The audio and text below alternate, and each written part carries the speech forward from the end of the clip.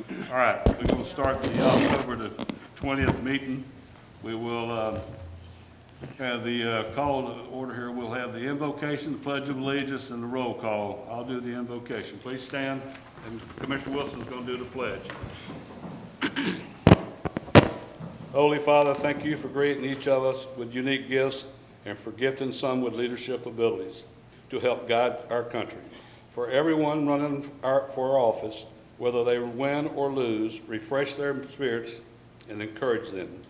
Give them the strength to make good decisions, both in and out of the public eye. Help them readily give grace and receive it. Protect their families from sickness, bitterness, and discouragement. May every leader be encouraged by the truth that your love is always stronger than hate. In your name, amen. Amen. I pledge allegiance to the flag of the United States of America, and to the republic for which it stands, one nation, under God, indivisible, with liberty and justice for all.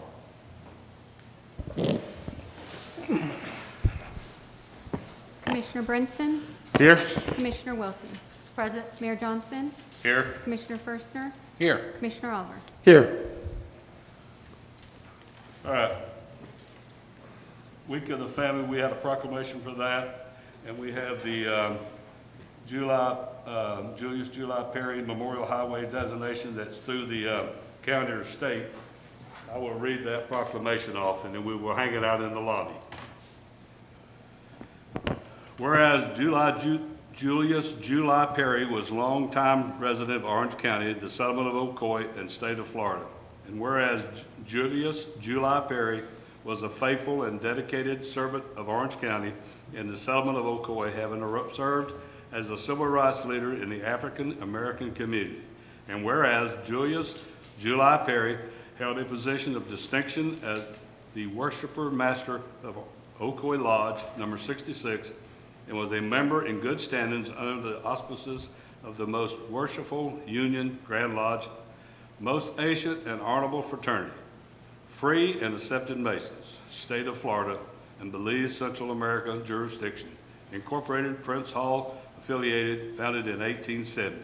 And whereas Julius July Perry was a labor leader and a deacon in the African Methodist Episcopal Church, Northern Methodist Quarters. And whereas Julius July Perry provided continued professional leadership, guidance, devoted service, and outstanding contributions as a civil rights leader from 1886 to 1920. And whereas Julius July Perry, through his active personal involvement with Orange County, the settlement of Ocoee, both in official and unofficial capacities, had a profoundly positive influence on the lives of many in West Orange County. Now therefore be it resolved, the Ocoee City Commission does hereby acknowledge and support the state of Florida's designation of a portion of State Road 438 extending from Clark Road to the western city limits of Ocoee, posthumously to Julius July Perry Highway for his dedicated years of community service and the many contributions he made to Orange County and the city of Ocoee. Witness hereof, I hereby set my hand and cause the seal of the city of Ocoee, Florida to be affixed this 20th day of October 2020, Mayor Rusty Johnson. We'll hang this in the hallway. All right. Presentation of a scholarship check to OYC, 2020 graduate members by Commissioner Oliver. Before I present this check to the Ocoee Youth Council, I just want to say that they have done a stellar job in upholding the mission of the Ocoee Youth Council.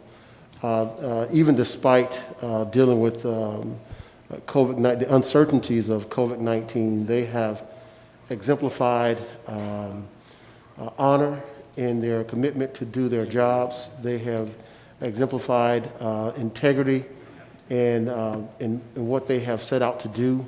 And I wanted to salute them. I salute you guys today for the work that you've done.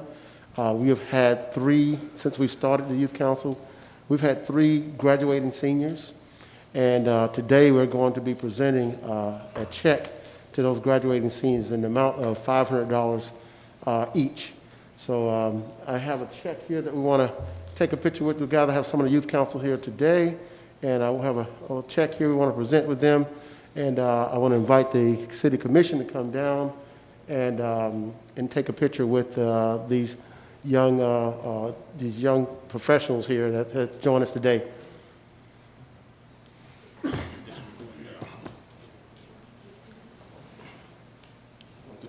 Do we have someone to take the picture? Yeah, I see that on camera. You want to take it with our cell phone right here?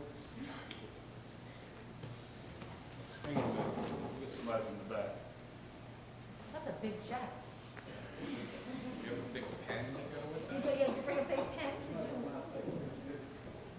Just the little ones that count. I like the little check. That one's hard to put with the ATM. Valley's gonna do it. Okay. We found somebody there. I don't know if we can do it. Oh. Okay. I know, it's hard to do social distancing with them. All right. I don't even have to say smile.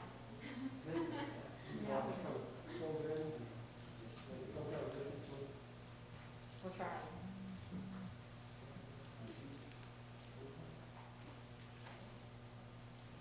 Can you see a smile? What's it called when you have eyes, your eyes supposed to, what's the word, you're smiling with your eyes? And there's a term for it now. Smiles, something eyes in there, I don't know. Smiles. What's it called? Smiles. Smiles? Okay. I have to write that one down to remember it.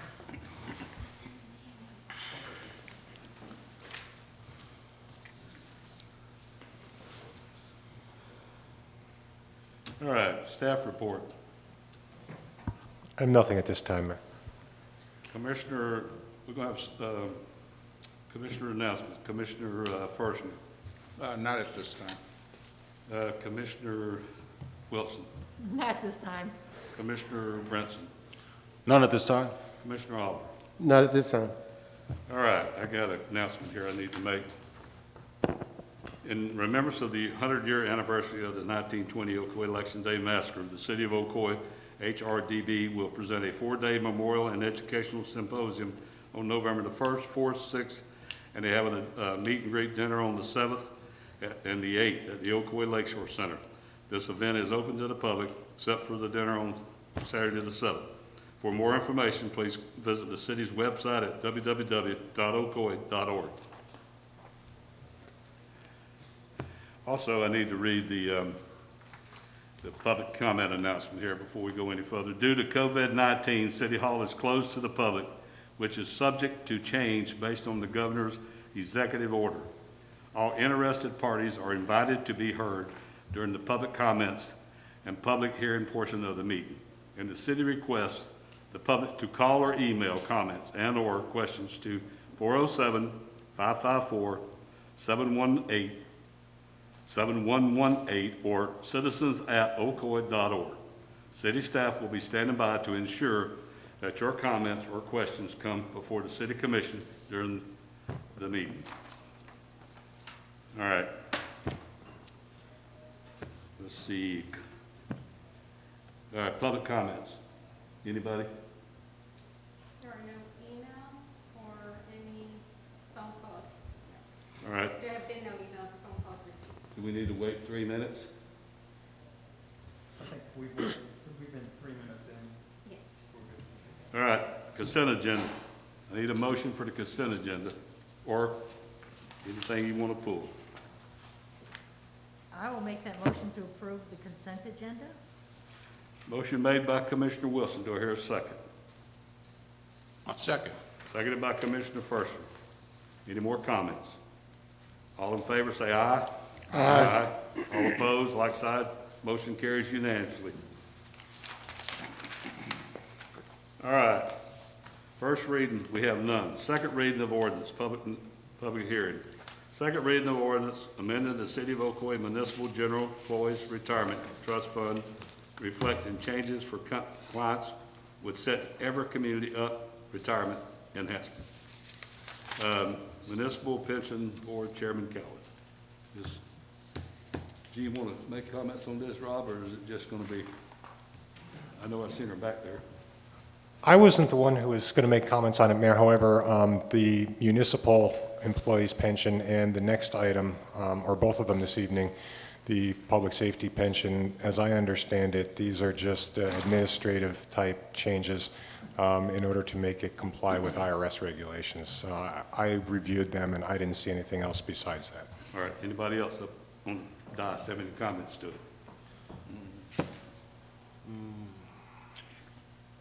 All right, I need a, Let me go ahead and read the title. read that to and then I'll open ordinance. it to the public. Sure. This is an ordinance of the City of Ocoee, Florida relating to the City of Ocoee Municipal General Employees Retirement Trust Fund, adopted by ordinance number 2009-20, as subsequently amended, amending section 15, minimum distribution of benefits, to provide for compliance with the Secure Act, providing for severability of provisions, repealing all ordinances in conflict herewith, and providing an effective date.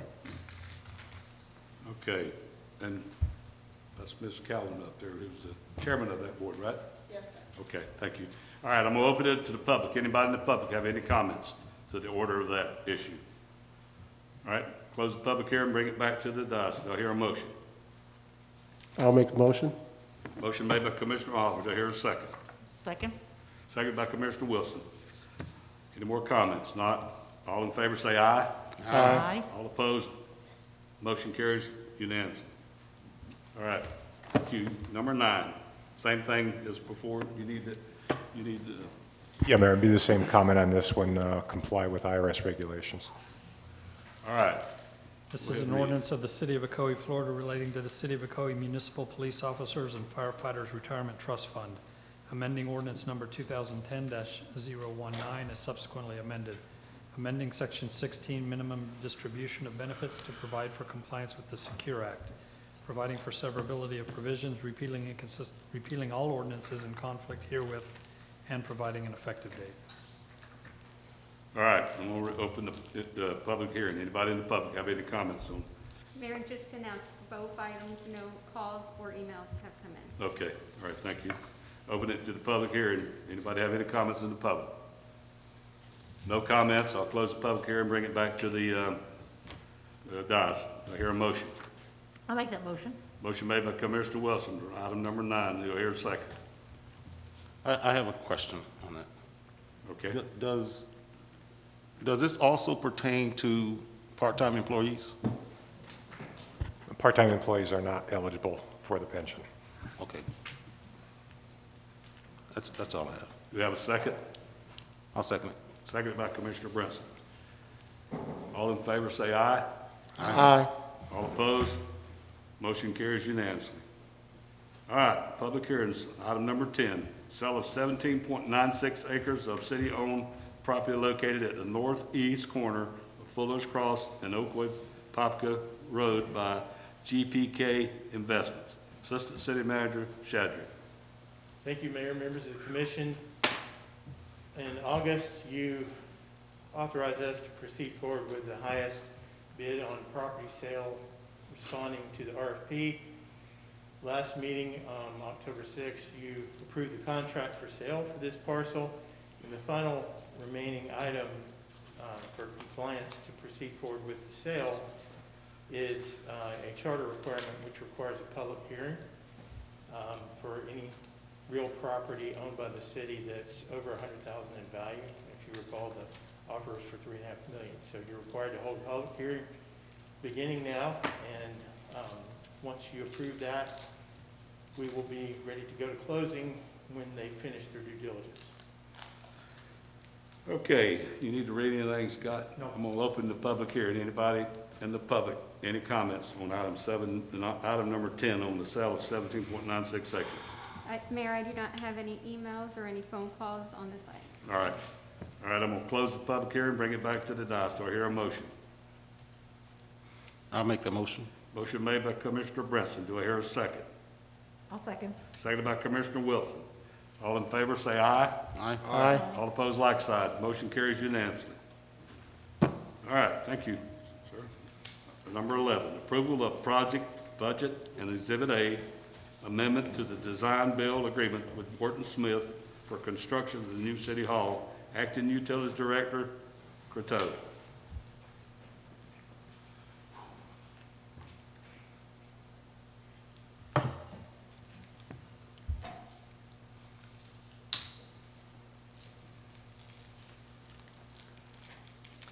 Good evening, Jamie Croteau, Acting Utilities Director. And in the audience with me tonight, I have Nathan Butler, who is the architect from HKS, Randall Ellington, representing Warton-Smith, and Andy Brooks, who is our owner's representative for the project.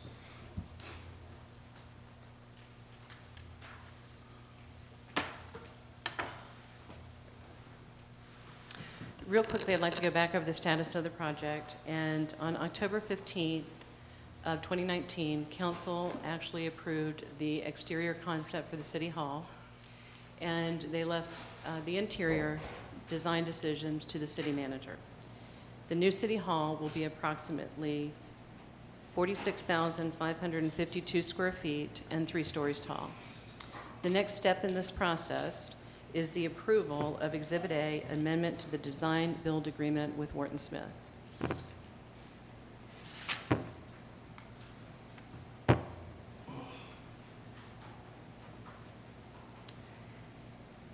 Exhibit A covers the guaranteed maximum price for the project. And you'll see that the guaranteed maximum price being presented is $17,255,537. This figure is slightly different than what you saw in April. It's about 1% higher, between 1% and 2%, so about $300,000, a little higher than we anticipated, but still well within the range. It includes a 5% fee for Warton-Smith, and it also includes a contingency amount, which is considered the design builder contingency.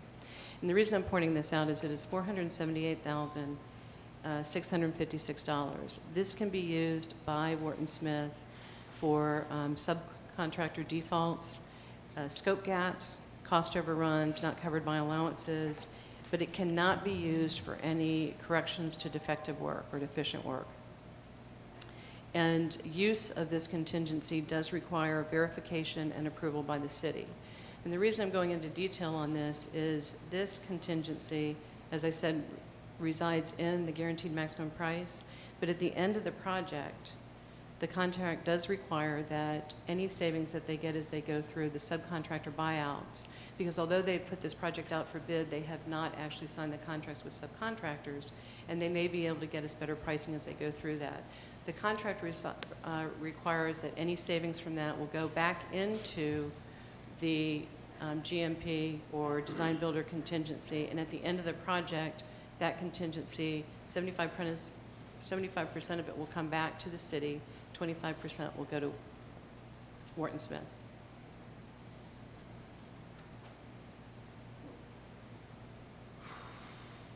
I just went through that slide.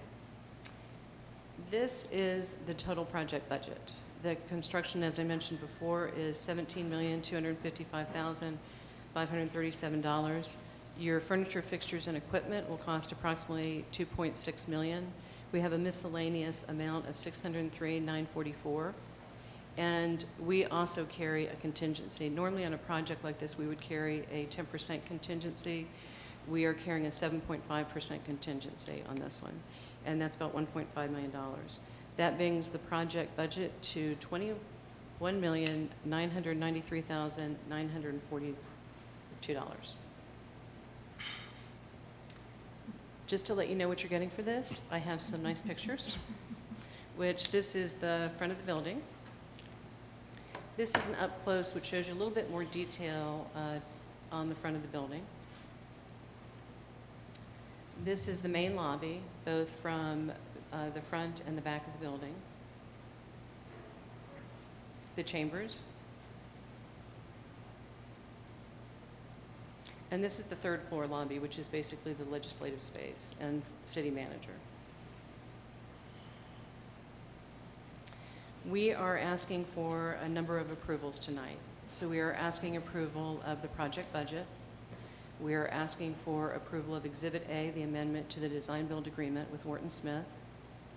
We are asking for the city manager to be authorized to approve the design builder contingency when it's used, and also for the city manager to be authorized to approve contracts up to the amount of the project budget.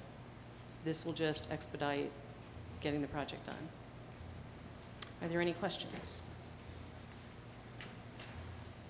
Do we need to bring, you want to bring up anybody if they want to come make comments? Everybody asked them now, or just, do we need to do a public hearing on this too?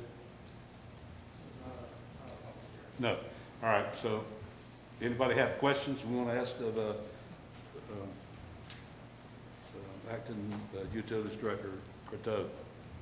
Or do you need to talk to the architect or the design people? Both. All right, come on. Why don't you come on up, gentlemen, all of you, and we'll address who they need to talk to.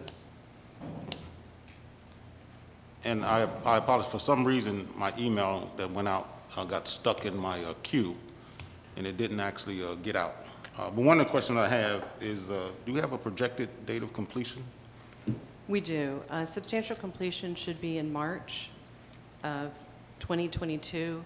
There will still be punch list items, and I would not anticipate move-in until the end of April Of 2022. 2022. Okay. The other question I have is, and this is really for the design build team, do you have MWBEs associated with this project? Come on up, you need to speak into the mic. We don't have a stated requirement on the project, but we are, looking at some MWBE contractors that have bid the job that we'd like to get signed on board. Right, okay, We can keep track of that percentage if you'd like. okay, thank you. That's all I have. Commissioner Wilson? No, the only question I had was, and you answered it, the estimated finish date. That it? That's it. Actually, Firstner? I'm sorry. I do have one question, kind of piggyback on what Commissioner Brinson said. He said you actually are in the process, actually looking at some of the subcontractors, some MBE subcontractors. Once you actually making the decisions on your subcontractors, will we be provided a list of MBEs that you actually hired for the project? Yes, I'll give you that list and the percentages of the total contract value that they've been contracted for. Thank you. Well, I'm going to ask a couple of questions. One, in the time frame, I know the groundbreaking's November the 12th. When's the building start? When do we start digging the dirt, putting the footers in? Well, actually, they will start mobilizing to the I site. can't pull Oh, that sorry. down. I'm sorry. Sorry, forgot. Go ahead. They will start mobilizing to the site as soon as we do the groundbreaking. They will start, they have civil work to do on the site. You will see foundations going in February. You'll actually see steel being erected, if they keep to their schedule, in April. It takes from November, 3 months to start the footers? There's a fair amount of site work involved before we can start the footers. The site slopes toward the lake, so there'll be quite a bit of import fill. So that's the time before the footers start. We'll be bringing in the import fill to the site. I'm tickled to death to get it started, but it's been a long time coming. We've waited a long time, and it seems to me like that's a long time. That's not that big a property to do site work on. So, I mean, anything we could delay it any longer, this thing's been going on for a long time. So, any way we can up it, we need to up it. So, I don't know what everybody else feels like, but this thing's been dragging for a while. So we need to speed it up, not make mistakes on the building, but we need to see if we can get busy today. We put that shovel in the ground, start digging and getting the footers in and getting the light site, even start on the site work before that. We can dig the shovel while the site work's going on. So we need to work on that part of it. That's, like I said, I know y'all have heard me say this before because I've been up here and complained a lot, but that's something we need to get going a little quicker than waiting. So if we can, we need to try to get it started. All right. I need a motion. Anybody else got any comments? No. Rob, anybody? No. I like the design. I like what it looks like. I think when we get through, everybody can go out in the hallway, and if you haven't looked already, the material was out there to look at, so Architectural review team did a good job on they that. did it already? Yeah. All right. Okay. All right, I need a motion. I will be happy to make that motion. That's a motion to approve per staff recommendation. Yes, couldn't have said it better. I'll second that motion. Motion made by Commissioner Wilson to approve item 11, seconded by Commissioner Oliver. Any more comments? All in favor, say aye. Aye. All opposed? Let's move. All right, thank you very much. Congratulations. And just a reminder, groundbreaking is 10 a.m. on November 12th. And let's try to get some site work going forward, please. All right. Okay, staff activities. None? Staff activities? No, I have nothing else. All right, I'm gonna ask Commissioner, the Economic Development person to come up to the thing. I want him to just give us a little brief overview of what's kind of happening around the county with what's going on with business. Can you do that?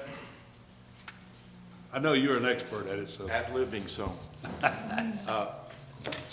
You know, the Angel de la Portilla, Ocoee's Economic Development Director, consultant, not director. Yeah.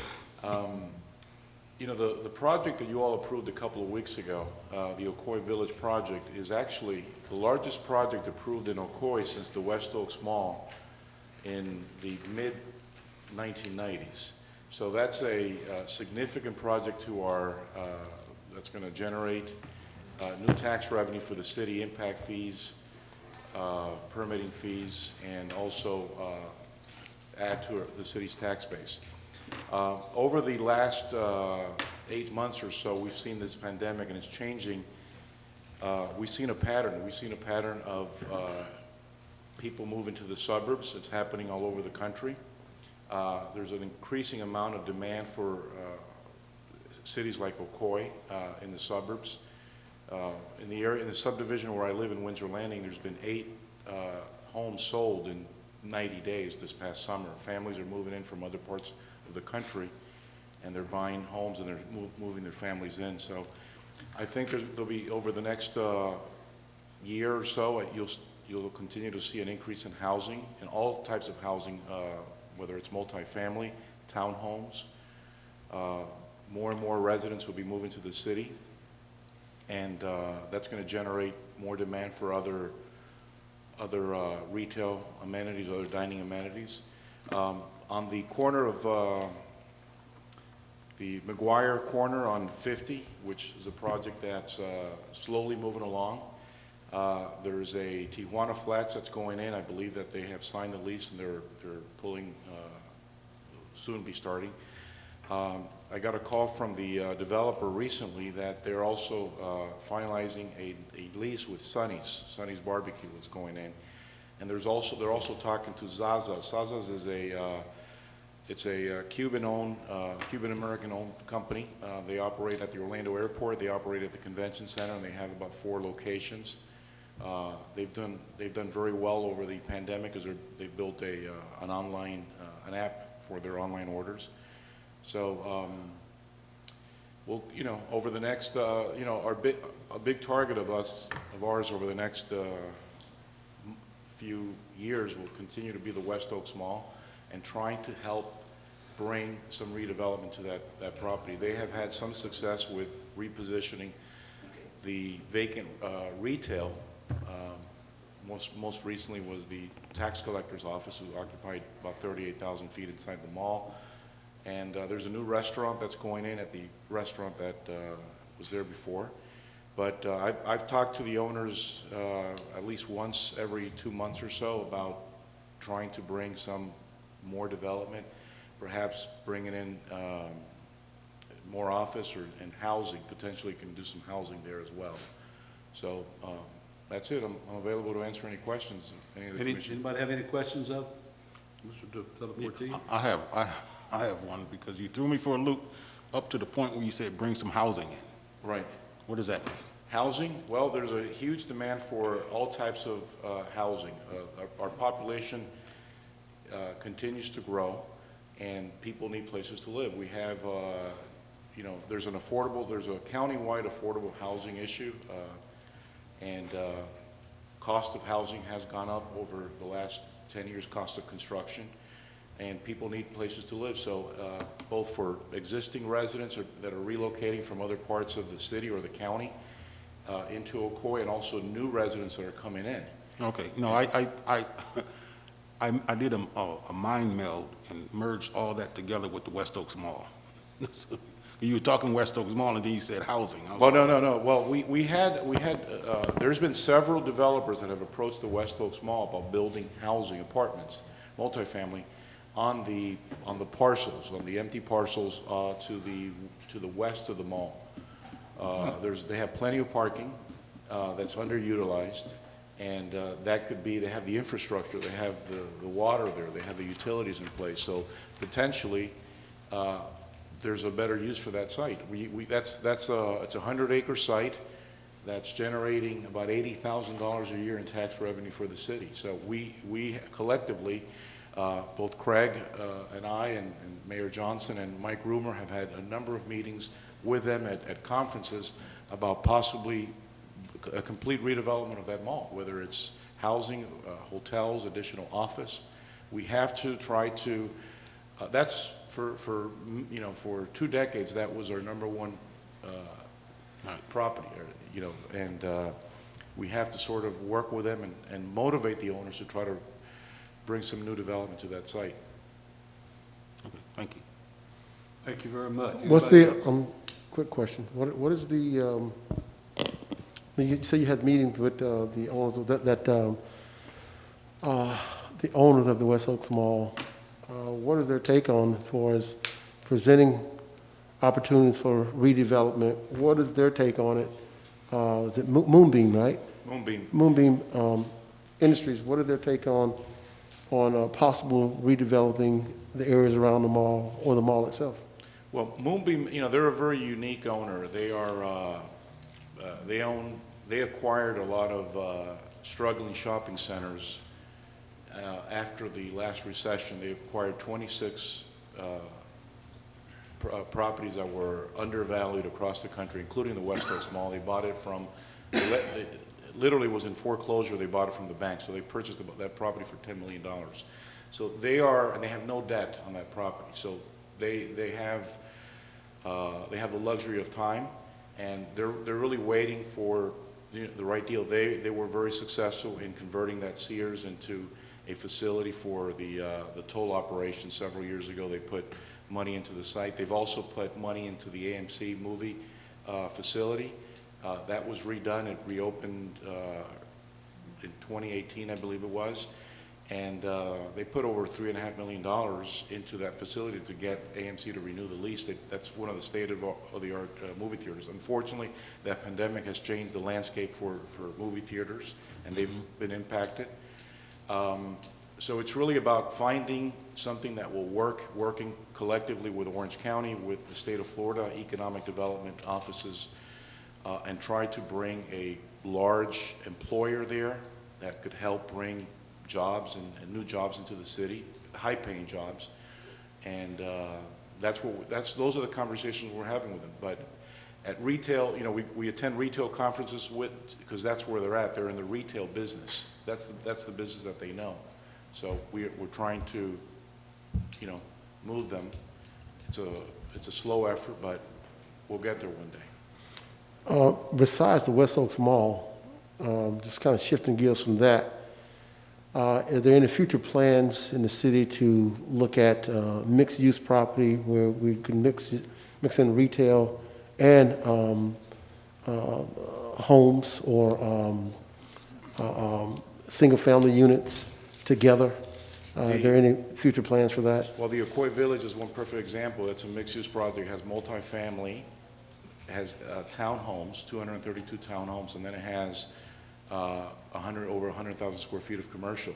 I can tell you that the city, working closely with Mike Rumo and with Craig, when we meet with developers, we really push for that mixed-use development.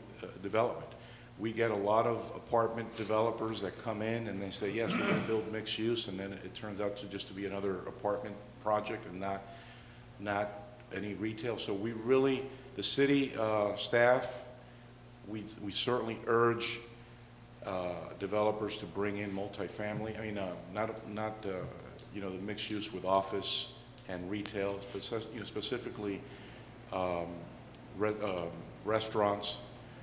The market is changing, though. Here's, you know, this thing with the pandemic has really changed the landscape. As we come out of this, you know, we'll see where things end up. But restaurants are struggling all across the board. Demand has changed. People are ordering takeout more, so the restaurants are are tough to get financed, as are hotels. I represent the largest hotelier is one of my clients, Rosen Hotels, and he's got 7 out of his hotels are closed right now because of the pandemic. So we're going through a very difficult time. But I think that the outlook for the city is very positive because we don't depend that much on retail. We are more housing, and we have a lot of industrial, and industrial is it's probably the product that's in highest demand right now. So warehousing, distribution continues to do well. I guess to be more specific, I would like to see retail and single-family homes in the same building, all within upon the same structure. Right. When I say the mixed use, I would like to see something like that closer to our downtown area, where we can actually put a mixed use of retail on the bottom and single-family homes or residents on the top of the building, maybe 2 to 3 stories high. That's what I would like to see, something like that in the future. I think you can discuss that with Mike Rumor and Assistant City Manager Shadrack. They're dealing with those people right now, trying to do some of that same stuff.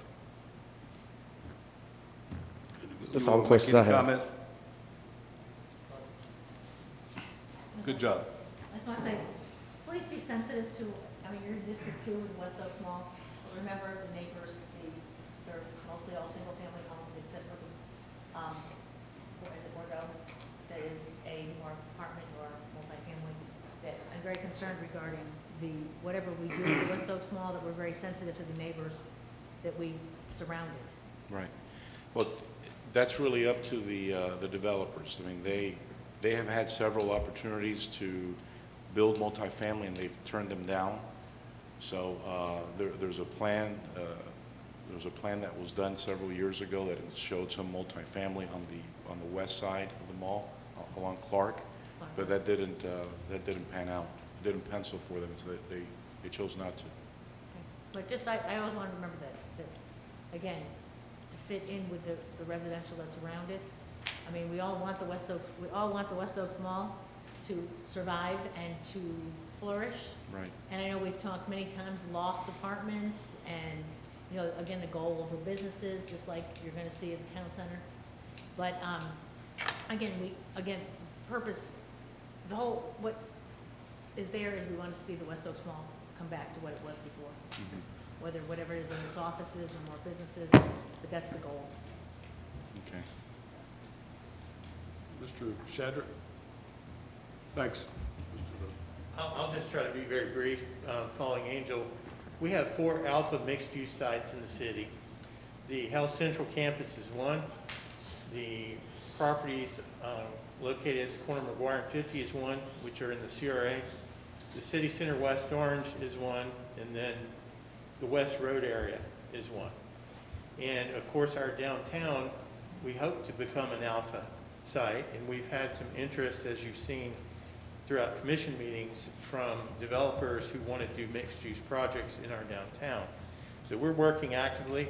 Angel is absolutely correct. Retail is struggling.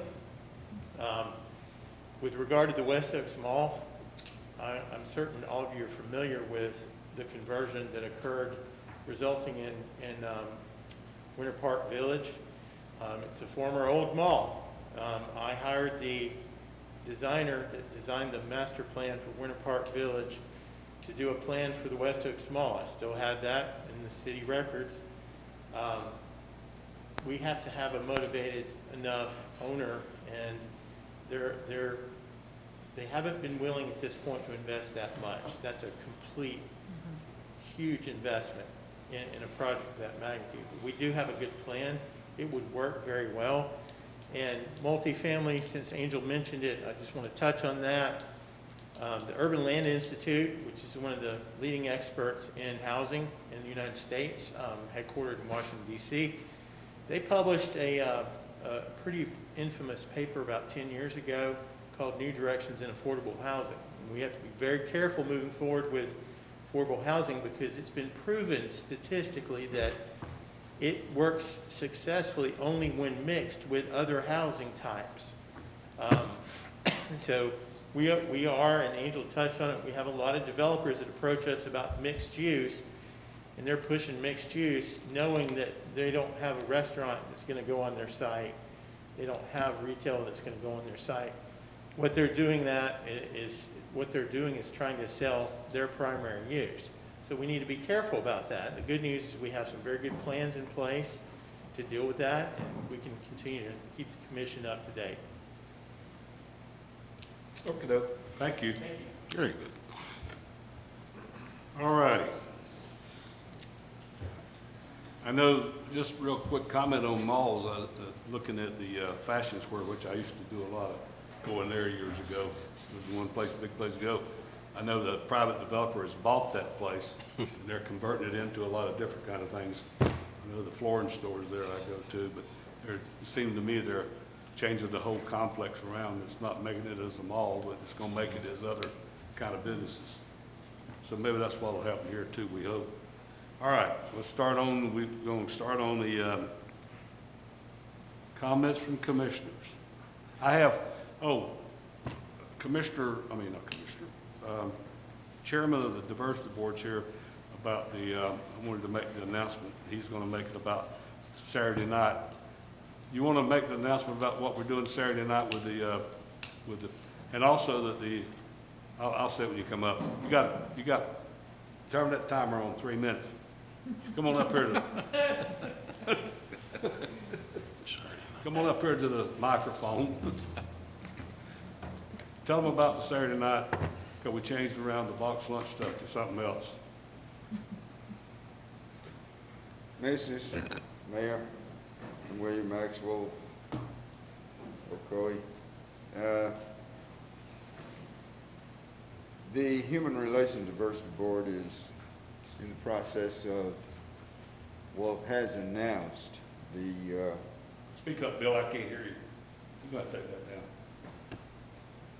the Human Relations Diversity Board has released several announcements talking about the upcoming Memorial Marcus ceremony that's going to be held the week of 1 through 8 November. And it's there to commemorate, it's an educational symposium that will commemorate the memory of all the victims and descendants of the 1920 Election Day Massacre. There are a series of events that have been set aside on specific days. The 1st of November, we'll tell the story. I'm sorry. We've had that. What I'm saying is tell them about Saturday night. Saturday night, the Human Relations Diversity Board will entertain dignitaries, elected officials, by invitation only, a meet and greet ceremony held in the Lakeshore Center from 6 o'clock until 8:30 p.m. Dinner will be served, and we look forward to seeing each of your shining faces there to enjoy yourselves. And families, right? And families. Also, is the Darlene Jones going to give her thing that night? I've asked that an invitation be extended. Ms. Jones has promised me that her documentary on the city of Ocoee, or the Ocoee story, will be run on 1 November, and she has promised that she would provide the HRDB and the city of Ocoee with a copy of that documentary, and hopefully I'll have it that we can make it available to those in attendance on the night of the 7th. All right. One other thing, nothing to do with that altogether. I just want to say something. And I know that your family, your wife and your sister-in-law own a staple place in town that is having to move. Eddie J's Florist. that is a place that has been one of the finest flower shops around, and I hate to see it, but I guess you guys are still having to move, right? The move is in progress. The location will be 403 Dillard Street in Winter Garden. And we'll have a grand opening slated at this point in time for 10 November. Hate to hear that, tell them. We Well, I really, hate to hear it we too. really appreciate it. Thank you, Bill. I'm gonna draw up something, give away a plaque or something for you guys. It's been a great place there that served the city. I hope you'll still serve us too. Thank you. All right, Commissioner Oliver.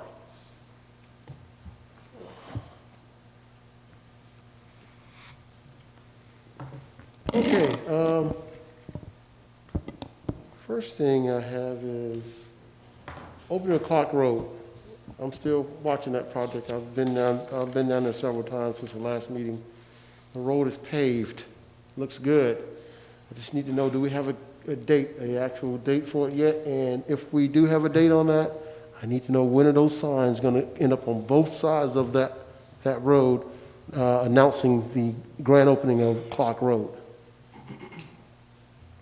Commissioner, I'm getting a revised date that I will forward to the city manager's office and support services so we can, if the city wants to do any type of a grand opening, we'll have a date to offer that.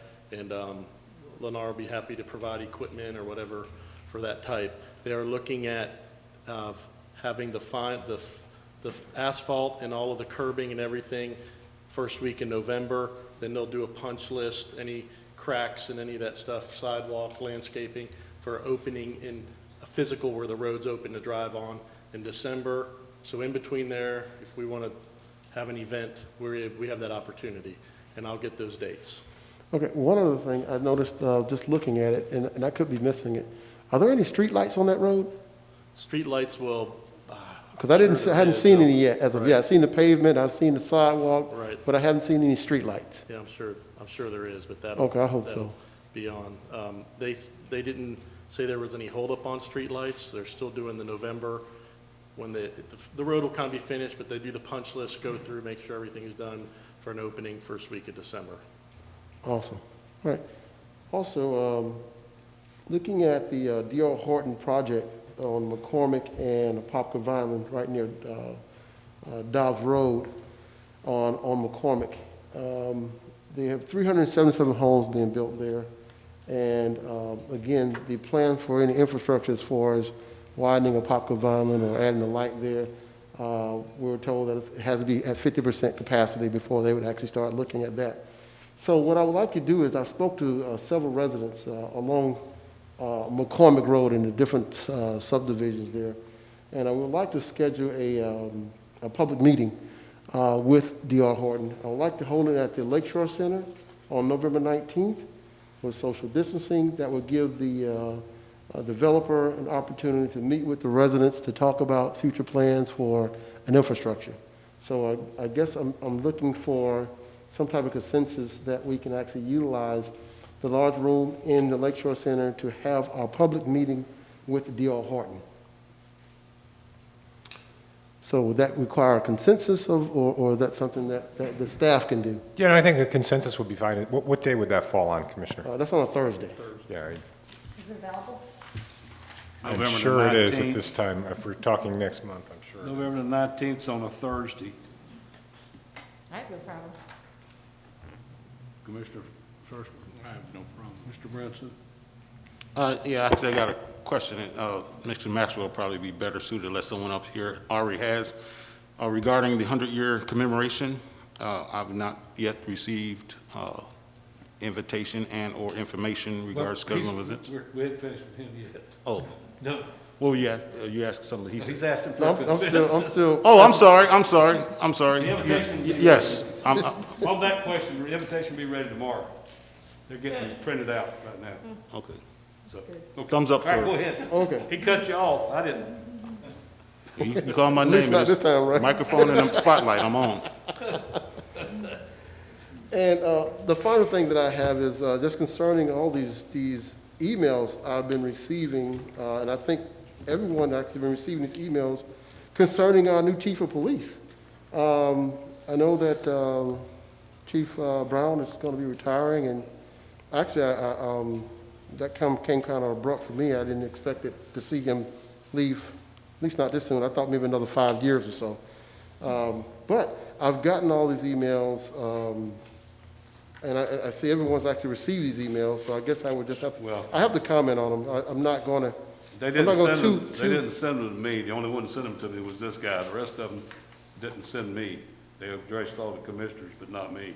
the ones I see, I printed But out the ones I got. them. so- Well, just real quick on this, I've talked to the city lawyer. This thing don't take effect to January. Yeah. We need to put these on hold with the city clerk's office till we can read them in January. This job won't be open till January, and the city manager will be handling that. That's his job. So, Well, I guess my question is, looking at this right now, just I have a couple of questions. When is Chief Brown's actually, the day he's actually going to leave office as far as, is he going to take any terminal leave? That's not what I want to know. No, I Is he think taking- his date is January 4th or January 1st. one of those two. When are we actually going to start this process as far as looking for a replacement for him? Are we going outside the agency? Are we going to stay inside the agency?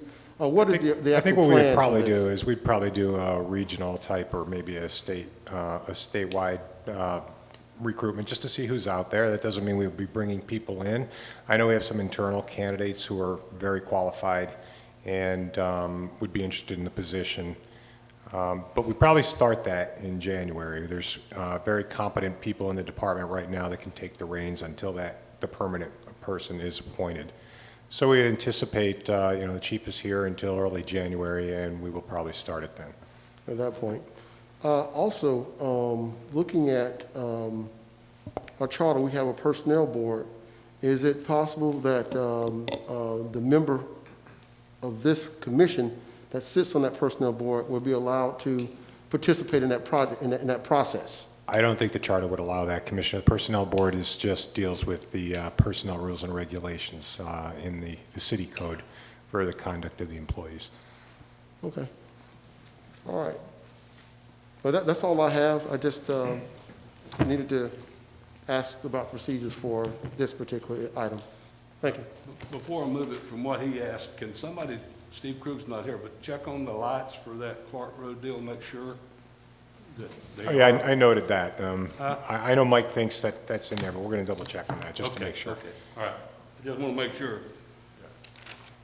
Commissioner Branson, now is your turn. Okay, and I think you just answered that question regarding, the question I had was regarding the invitations for the elected officials here in the city for the 100-year anniversary. We need to get that on our calendar as well as the program, because I've not seen a program, so I don't know if I have any participation at all in this event, because I've not been I will be asked. calling on each one of the commissioners to talk. When they call on me, I will give each commissioner time to speak at that function. Right, yeah, I'm going to need more than that. I'm going to need the date, time, Yeah, and, he's is there going to be something to We that? give us an outline of it, but he still had to put people's names, I know that. Yeah, because I wasn't, well, the one I did have, I think I got the initial one. Yeah. So I didn't get it. In light of the COVID numbers starting to ramp back up, I know Governor DeSantis has told us that, we're at 50%, going to 75%. I would encourage us as a commission to review that before we start opening back up. I think we should revisit that and look at the numbers to see where they are before, even, because I think the first meeting in November is when we're looking at opening back up. But these numbers, it appears to me, that are going up, and so social distancing and mask wearing, I think, should be the order of the day. Just a quick comment on that, Commissioner. Yeah, I probably agree with you. The reason we're able to do this right now is through the governor's executive order. He has extended it at the last minute several times, but it looks like this time, unless you've heard differently, Scott, it looks like this time, November 1st is the date, and whether we want to or not, we have to open the doors here. Yeah, and that's, I think that when it comes down to that one phrase that we like to hear is home rule. And I think we need to be mindful of our participation in gathering people in one place. And so, yeah, I know the governor may have extended or may not have extended, but this is our city, and we need to be very careful as to some of the things we do. So, I think we do have some discretion on what social distancing we can put in place here, kind of like we're set up now, and limit the number of participants. What we don't have any discretion on, at least now, and he said he's not going to extend it any further.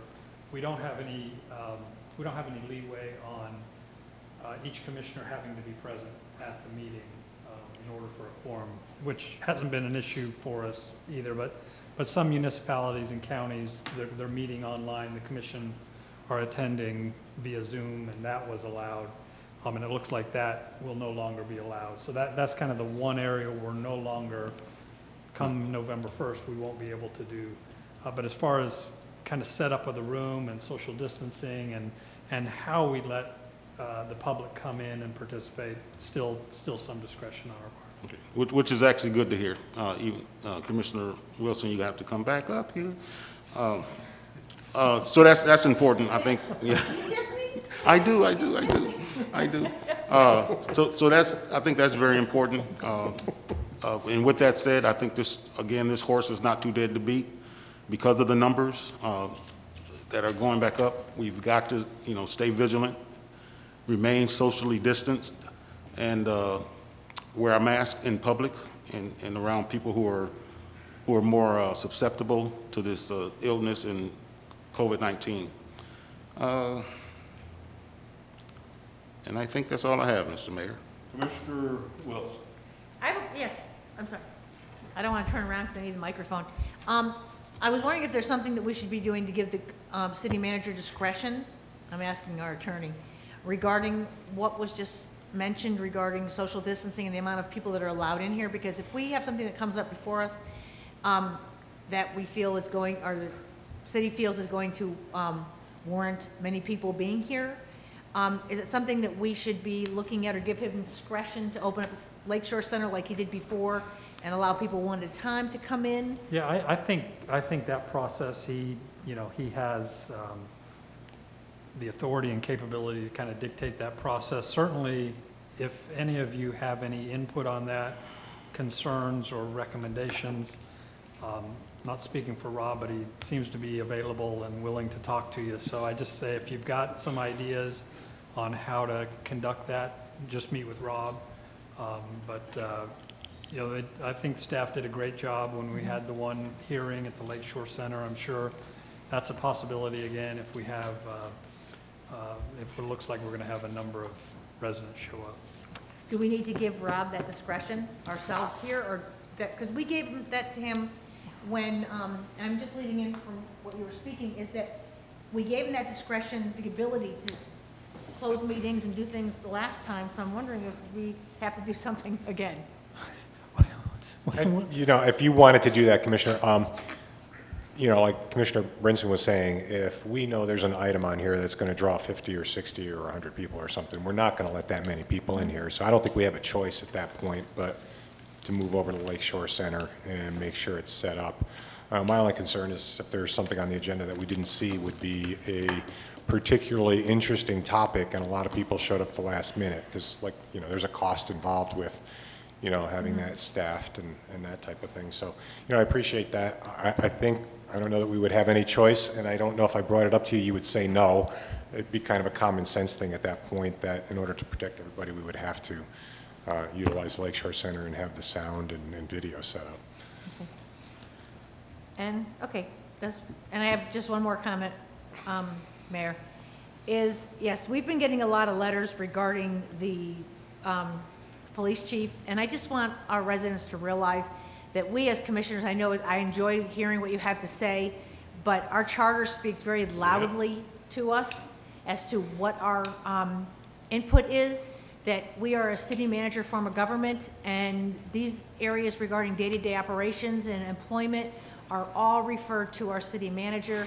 And I just want, again, the charter is a very interesting item to read. It's on the city website, and it does clearly state what our abilities are as commissioners. So I think that if, again, I'm sure the city manager has gotten all these letters, And if he doesn't, we can get the letters from the city clerk.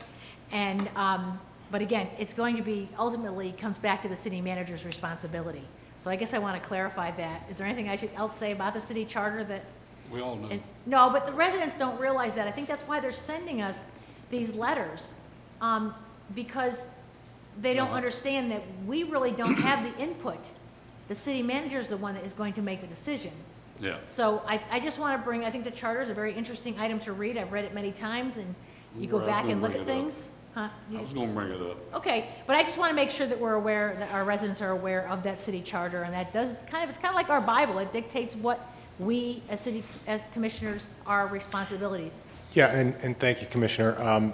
You know, there were some of those letters that came in that were not sent to me or were not copied to me, so I think I've seen them all at this point. And, you know, if any resident wants to send me something saying I'm familiar with this person or that person, I would recommend them. I would welcome that. But I don't know that I've gotten all the ones you've gotten, so if you do get something like that and you want to forward it to me, that's fine, too. Do we need to forward those if they come to citizens? It's like they've been coming in for citizen, the email, goes directly to you? Because I know Yes. when we get emails, we're responsible to give them to our clerk, I to make rec- part of the public record. I receive all the emails through citizens. We acknowledge all the emails, and we do forward them to any of the departments that would handle them. In this case, I did forward them to Rob, as well as to the elected officials. Thank you. Were these, I'm sorry, just a quick question. I think we probably received all the same stuff. And I got one just as I sat down today here in the diocese, and I'm just looking at the bottom of this thing. I read about 3/4 of it, but I just finished reading the rest of it. And it's saying that they're asking that this information be read into our records. So is that against our charter for them to? All of them said that I read. We're gonna turn them into the city clerk, and when January, when there is a retirement, we will put them into public records when it starts the process. The only problem I have But with some of them this don't is even have that- addresses on them. The only problem that I have with it is that these citizens are specifically asking that these be Well- read on a specific date. So if they were to walk in the door, if this diocese was open, Right. I'm just looking at this, I know what you're looking from a point of view of a citizen walking in the door, they would not be denied the right to be able to speak in the diocese. But it seems now that, I just read the bottom of this, Well, I've read it. that this one citizen is asking that this be read, and he specified this meeting. So Well, now this is not being read. So now we're denying our citizens the opportunity to speak in our diocese. I think it's inappropriate to do that until that process starts. We'll read them at that time. Besides that, if you're gonna send one, send the address. And I checked some of them out today, and some of them I know from other things we've done with them, but they don't put just like this one, there's no address. So what we're gonna do is put them, and I asked the city attorney, we're gonna put them with the city clerk when this process starts in January.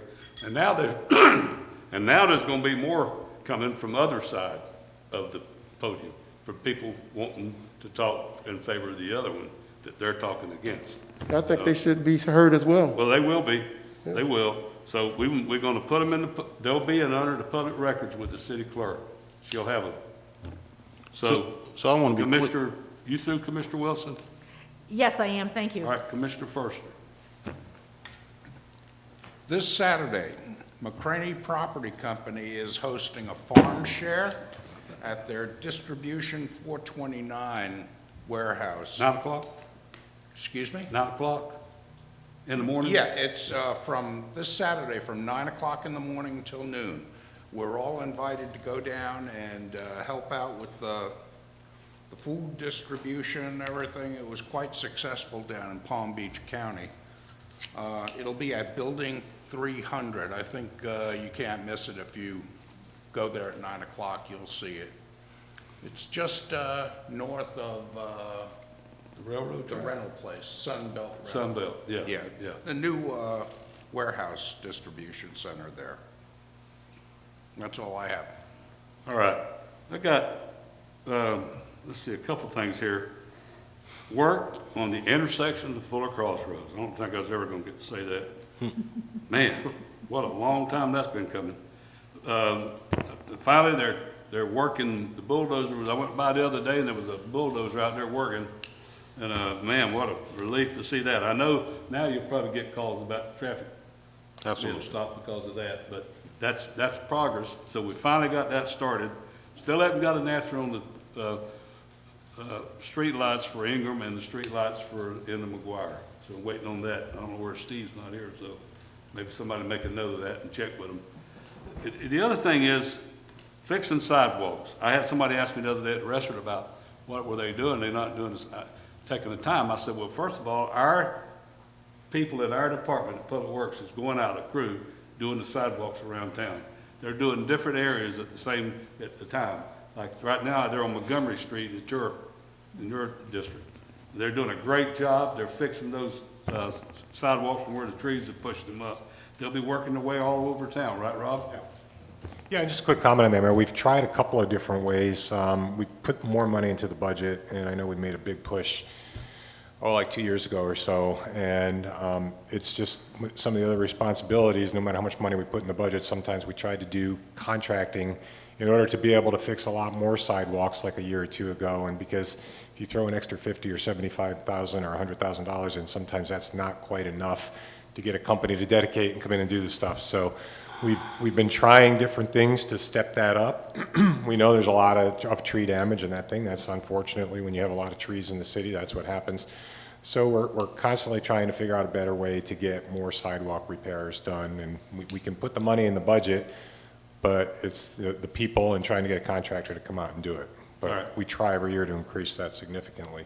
That's great. They're doing, I've been by and looked at them. They're getting them prepared right. Like I said, all those up on Montgomery, they're working on right now, so. Can I just add something? Yeah. Steve Krug sent me an email, because I have some other neighborhoods that are waiting for us to get in there, and there is a concrete issue of getting the concrete right now, so that's putting them behind, and so we just need remember to please be patient, because they're trying, but sometimes there are some stumbling blocks that get in our way. Thank you. I'm sorry to interrupt your No, that's great. I just think that it's good that we can do that. I know we talked about it a long time ago. It's like sidewalks. We try to build some sidewalks too. So that's a great thing. And like I said, a reminder about the sidewalks, like Ingram and the other places, but man, we got to put sidewalks down Palm Avenue, Palm Drive, Palm Avenue. That's a dangerous place for people to walk. There's a lot of kids that walk to school from there. So that's one of the major things we need to look at. We got a park there, but we don't have sidewalks. So that's a place that needs it. Did we budget for that? Did we budget for that already?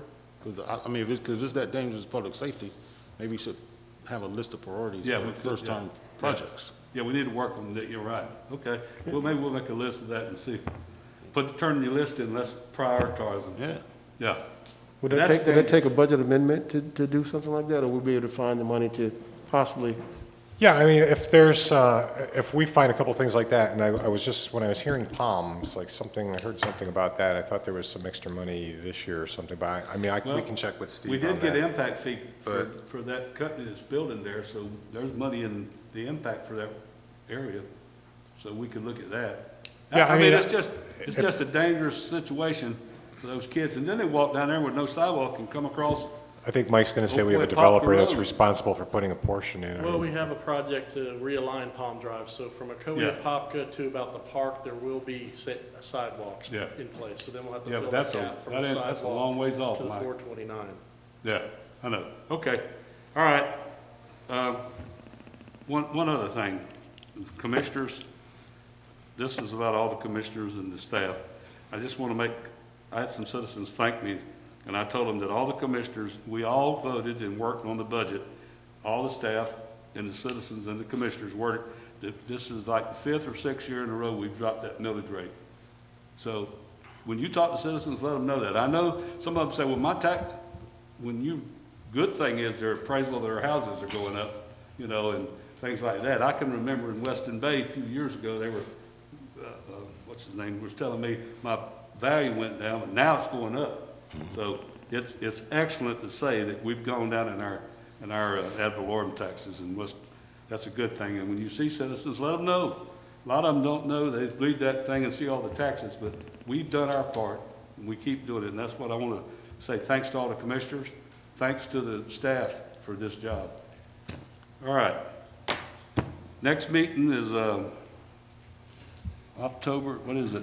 November 3rd, November the Election day. 3rd? November 3rd. November the 3rd. Election day. All right. Everybody be safe out there. Let's all be careful and wear your mask. Meeting over. All right.